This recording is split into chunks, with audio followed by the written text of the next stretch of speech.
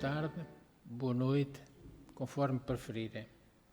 E que Jesus nos auxilie a entender aquilo que ouvirmos para colocar no nosso viver e, se possível, praticar.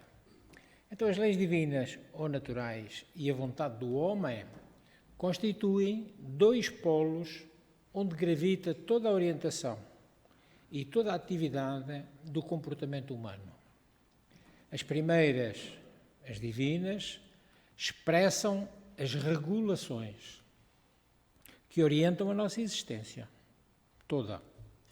A segunda, a vontade, é a prevalência do nosso livre-arbítrio que, como dissemos, Deus nos concede. A nossa vontade, a qual tem muita força. A nossa escolha. Será que nós estamos sempre a escolher? Ou não?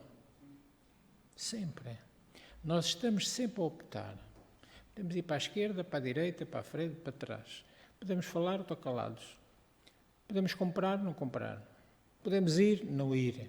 Então nós passamos toda a nossa vida, toda a nossa existência, sempre fazendo funcionar a nossa vontade, o nosso livre-arbítrio. Será que as leis de Deus dependem dos homens? O que é que vocês acham? De maneira nenhuma, por isso elas são de Deus. Agora, por isso mesmo, elas são naturais. A vontade da criatura humana, essa é o indicador máximo para aferir o nosso índice evolutivo. É em função daquilo que eu faço, digo e penso, que eu, através do meu livre-arbítrio, posso fazer, pensar e dizer, que eu demonstro qual é o meu patamar espiritual. Onde me encontro, em que patamar. Então, o pensamento e a vontade são as forças propulsoras que dirigem, condicionam e dinamizam o nosso psiquismo humano, demonstrando de forma inequívoca como está a nossa consciência moral. É através das manifestações do pensamento, ao qual podemos chamar gênio, inteligência, imaginação, memória, é através de tudo isso que nós fazemos e demonstramos em que patamar está a nossa consciência moral. A humanidade, a partir do momento que atinge essa posição de consciência, inteligência e consciência, ascende ao topo da classificação zoológica. Tomamos a preponderância e diferenciamo-nos da nossa própria ancestralidade animal, porque por lá passamos. Nós, os espíritas, acreditamos que passamos nos reinos inferiores da criação. Mineral, vegetal, animal e depois animal com inteligência e consciência. Para alguns pensadores neoespiritualistas, o universo, o cosmos, nas suas complexidades infinitas, são, em última análise, a materialização do pensamento de Deus. Deus pensa, cria. Cria, temos aí diante de nós as criações divinas. É a expressão do divino plano da criação, tendo por essência o triunfo decisivo e derradeiro do Espírito Eterno, que somos todos nós. Ora, o Espírito prevalece sobre a matéria, porque ela é efêmera, transitória. O Espírito é imortal, no conceito espírita.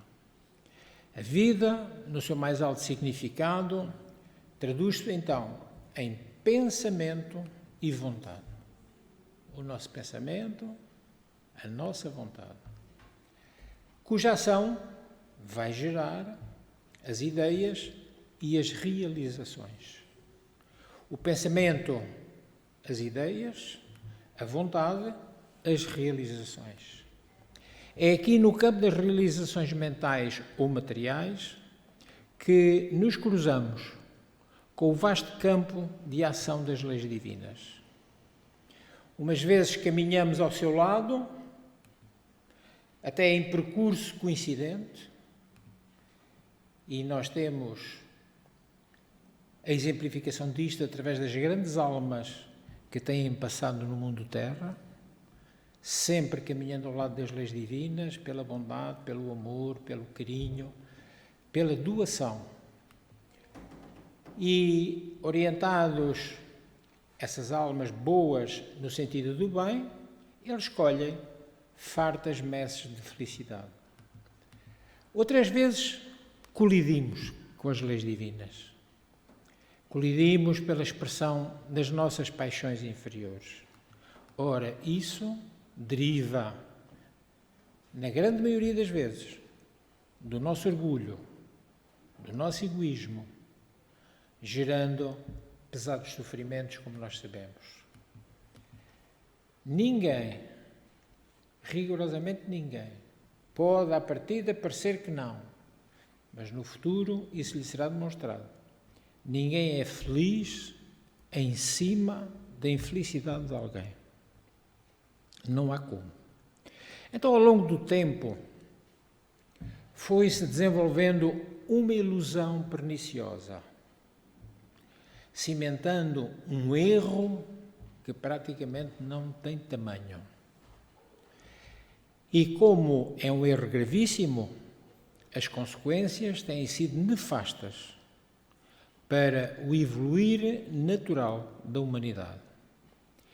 Consiste na suposição errada que os nossos pensamentos e sentimentos, os mais secretos, ficam fechados no interior do nosso cérebro ou escondido nos nossos corações, porque dissimulamos, às vezes, aquilo que se passa na nossa própria consciência, encobrimos. Pensamos que isso não tem repercussão exterior. Hoje está demonstrado, por experiências científicas, observação científica, clara e sem dúvidas, a intensa e decisiva influência vibratória dos pensamentos. Por vezes, estes pensamentos exercem ações a distâncias incomensuráveis. O nosso pensamento não tem barreiras. Hoje sabemos que o pensamento viaja a uma velocidade superior à velocidade da luz. 300 mil quilómetros por segundo. O nosso pensamento é mais rápido. Pensamos, já foi. Então, o pensamento é uma criação. Tem forma pensamento, que o Dr. André Luiz também nos tem explicado através dos seus livros, considerados os livros científicos. Então, quando nós atuamos individual ou coletivamente, podemos influenciar no sentido do bem ou no sentido do mal. Claro que isto vai depender da natureza benfazeja ou malfazeja dessas formas de pensamento originais que criamos e projetamos. Se pensamentos bons, de certeza absoluta, alguma coisa boa resulta. Se pensamentos maus, também alguma coisa má fica. Nós hoje sabemos que a psicosfera do nosso mundo, a psicosfera da Terra, é uma psicosfera pesadíssima. E ela é pesadíssima em função dos pensamentos maus, das más ações, dos maus desejos. Sendo criado, essa energia envolve o mundo onde nos encontramos. Então, todos os nossos pensamentos, palavras e atos estão sujeitos ao crivo, um crivo com uma malha muito apertada das leis naturais. Elas estão sempre atentas. E isto vai gerar uma impressão na nossa própria consciência, que nos vai impor a reposição da harmonia cósmica.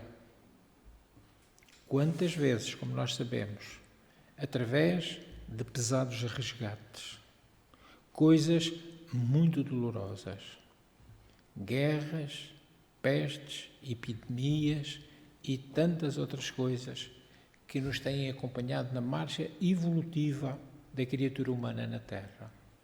Eis, pois, o funcionamento das leis naturais que concedem-nos a mais ampla das liberdades. O tal livre-arbítrio que fazemos o que queremos. Completa liberdade. Mas, ao mesmo tempo, e em contrapartida, as leis divinas fazem-nos uma justa exigência da mais esclarecida responsabilidade. Somos livres, mas responsáveis. Contudo, pensemos o que nos disse Newton, esse grande homem de ciência.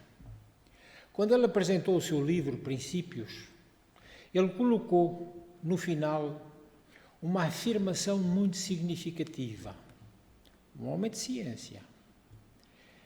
Este sistema do Sol, os planetas, os cometas, só poderiam vir da vontade e do domínio de um ser inteligente e poderoso. Ele governa todas as coisas, não como alma do mundo, mas como Senhor de tudo. E por causa do seu domínio, ele é digno de ser chamado Senhor Deus. Então, quando, talvez por aprendizados anteriores, até se calhar em reencarnações pregressas, nós andávamos pensando que Deus está muito preocupado com o que eu faço. Mas é um engano. Será que Deus não tem nada mais importante para fazer do que estar preocupado com o que eu faço? Será que criar o universo em expansão, a continuação contínua de criar espíritos, será que não é esse o trabalho de Deus? Para realmente orientar o que eu faço, bem ou mal, ele instituiu leis. Porque, entretanto, ele tem muitíssimo mais do que fazer. Então, quando lemos no Evangelho que Deus sabe até quando cai um cabelo da nossa cabeça, sabe? Mas não está nada preocupado se nós ficamos carecas, de certeza absoluta. Então, para a nossa orientação humana, temos as leis divinas. E Newton ainda afirmou que religião e ciência podem andar juntos, pois têm pontos comuns, já que as leis naturais abrangem as leis físicas do universo. Então, há longo tempo, a ciência materialista busca a explicação lógica dos fenómenos, com base em princípios demonstráveis, resultantes de experiências concretas, e desse modo, essa ciência tradicionalista vinha negando a existência de Deus.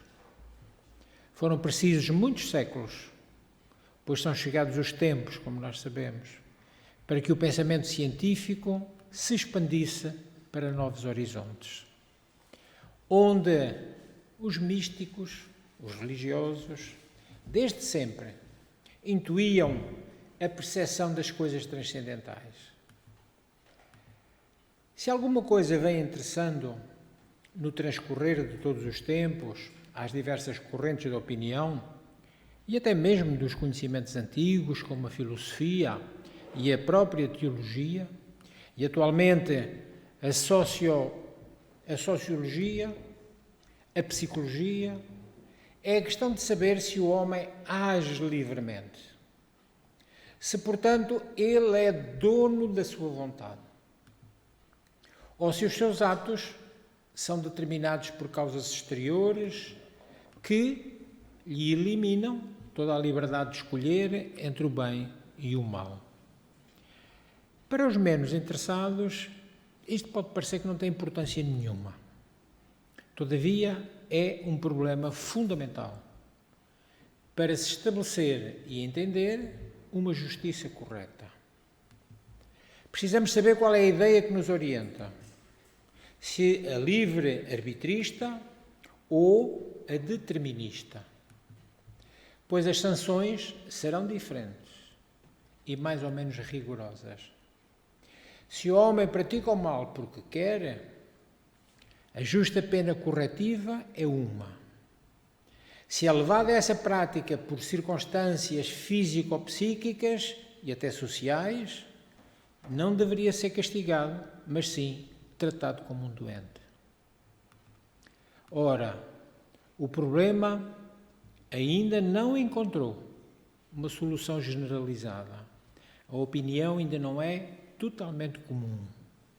Não obstante, notam-se progressos na evolução até dos sistemas judiciários e na adoção de determinadas medidas legislativas penais. Como sabemos, muitos países já aboliram a pena de morte. Ora, se realmente às vezes determinados crimes podem partir de doenças psíquicas, os doentes não se matam, os doentes tratam-se. Então veio a nossa doutrina, a revelação espírita, ajudar a deslindar esta questão tão premente, esclarecendo e demonstrando que a vida de um ser não se salda por uma única existência, mas sim que se prolonga sucessivamente, através de renascimentos constantes e contínuos, até atingirmos a perfeição. O Espiritismo, com isto, achou a chave do problema. Afirma um médico português, já desencarnado, Dr. António Joaquim Freire, que se licenciou em Medicina aqui em Coimbra, século XIX, princípio do século XX. No livro À Margem do Espiritismo, este médico afirmou: toda a moral racional, independentemente de todos os conceitos e dogmas religiosos, tem necessariamente de tomar para base da construção os dois princípios enunciados: reencarnacionismo e karma, ou seja, lei de causa e efeito, lei de ação e reação. No sentido karma, levemente diferente do karma que é entendido pelos hindus. Então é pela reencarnação que o homem conquista a sua própria liberdade. Allan Kardec, o codificador, questionou o problema para encontrar uma resposta justa e esclarecedora. É a pergunta 843 do Livro dos Espíritos. O homem tem livre-arbítrio nos seus atos? E os espíritos responderam: pois se tem a liberdade de pensar, tem a de agir. Sem o livre-arbítrio, o homem seria uma máquina. Então nós, os espíritas, crentes e partidários do livre-arbítrio, partimos do princípio que todos os homens são iguais perante as leis de Deus. Todos temos iguais direitos e obrigações, logo, a mesma responsabilidade. Negar o livre-arbítrio é tirar às criaturas humanas toda a iniciativa, toda a responsabilidade, e isentá-las da faculdade do discernimento e fazê-las descer aos graus inferiores da animalidade. Os animais não têm livre-arbítrio, o qual, embora ignorando do seu futuro, nós não sabemos o que é o nosso amanhã, conservamos sempre na alma uma tênue luz de esperança, De facto, aceitar um determinismo absoluto é admitir o fatalismo, consequência contrária à natureza psíquica do homem. Pergunta 851 do Livro dos Espíritos. Há fatalidade nos acontecimentos da vida? Todos os acontecimentos são pré-determinados? Olhe a resposta dos Espíritos. A fatalidade não existe, senão para a escolha feita pelo Espírito ao encarnar, sofrer esta ou aquela prova. Então o Espírito reencarnado tem sempre uma missão a cumprir, uma expiação a passar ou ainda uma prova a sofrer. Por ele livremente escolhida, no momento da reencarnação. E a essa finalidade fica sujeita toda a sua existência terrena. Afirmar a inteira liberdade do homem na sua vida corporal terrena é não ter em conta as consequências dos atos praticados em existências anteriores, lá atrás no tempo, e negar que a vida em sociedade o sujeita a contingências de toda a espécie. Contingências morais, económicas, físicas e sociais, que em certo grau lhe limitam o livre exercício das suas faculdades psíquicas, mas é tudo em função daquilo que nós temos necessidade de passar, em função do nosso passado. E ainda, novamente, vamos ao Livro dos Espíritos, onde nos esclarece tudo. Agora, pergunta 825. Há posições no mundo em que o homem possa gabar-se de gozar de uma liberdade absoluta? Não. Porque vós necessitais uns dos outros, os pequenos como os grandes.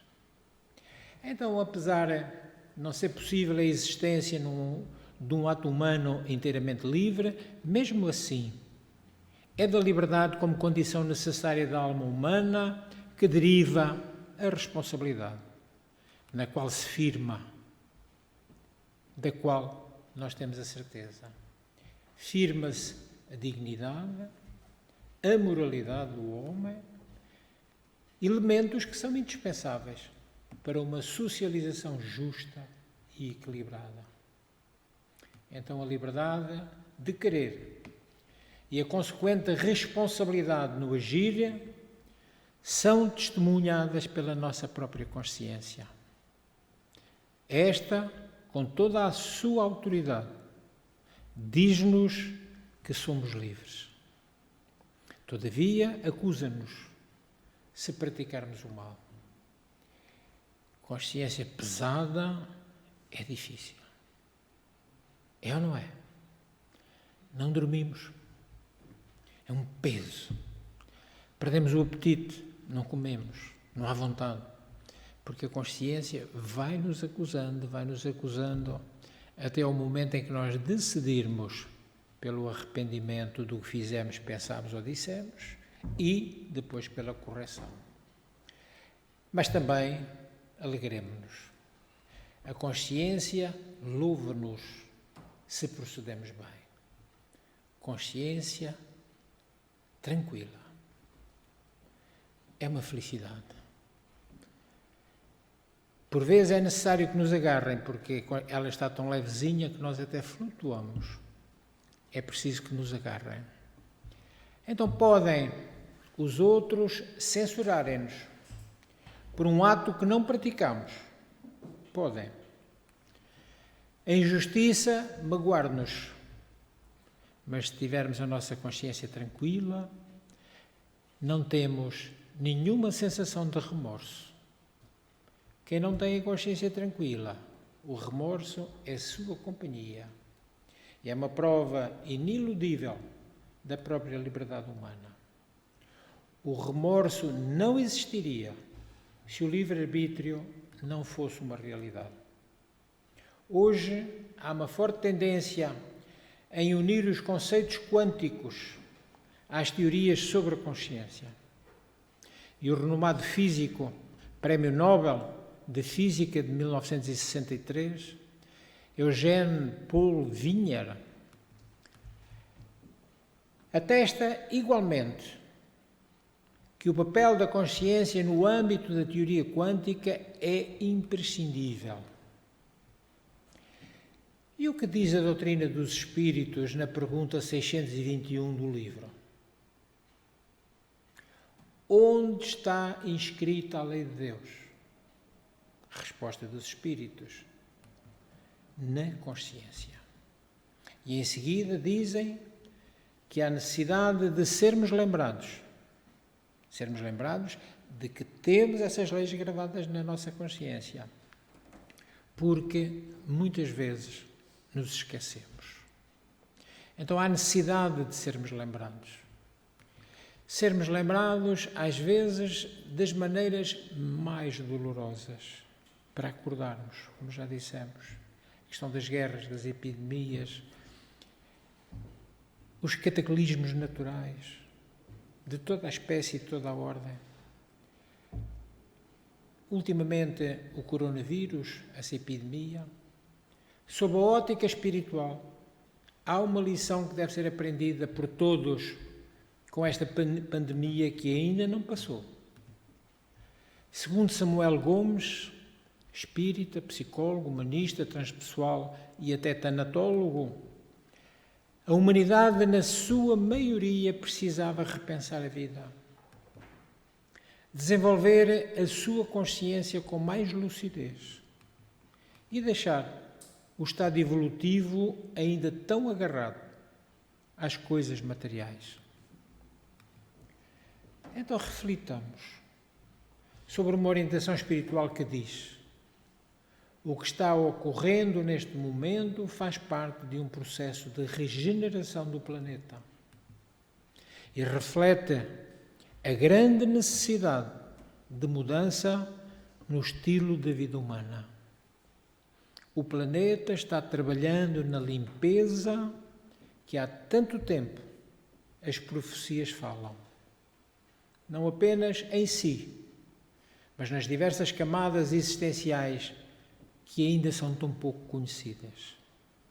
Então, devido à arbitrariedade da maioria em exigir o que não precisa, a continuar a afirmar-se na ilusão de que ter muito é que importa, ainda até de que a vida seja somente material, não acreditam na espiritualização. A pandemia vai exigir muito de toda a humanidade por algum tempo mais. E a sua evolução vai depender da forma como nós, as criaturas, vamos reagir a elas. Podendo a partir daí criarmos uma perspectiva de vida diferente para a maioria. A dor é capaz de despertar níveis de amor elevados na humanidade.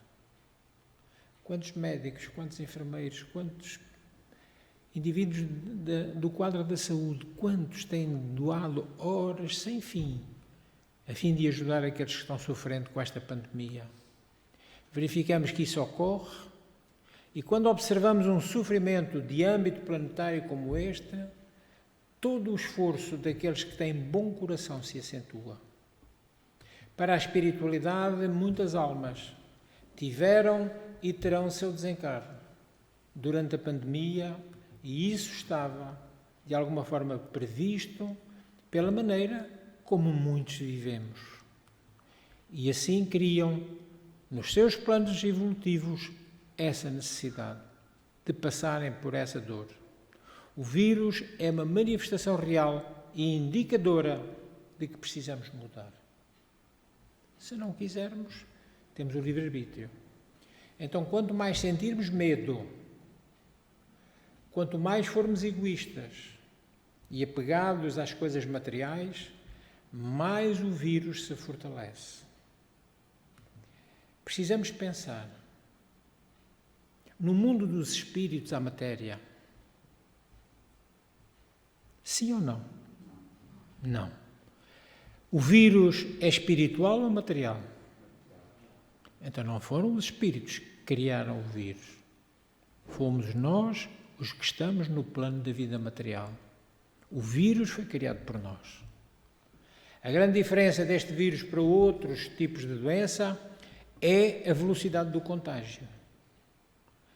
Mas pelo absoluto controle, pela fraternidade, pela adoção das medidas corretas, vemos que tudo está diminuindo. Ou seja, se mudarmos, a cura será possível. Então os espíritos trouxeram-nos a informação que para esta nova era da regeneração planetária, o sofrimento foi a única alternativa viável.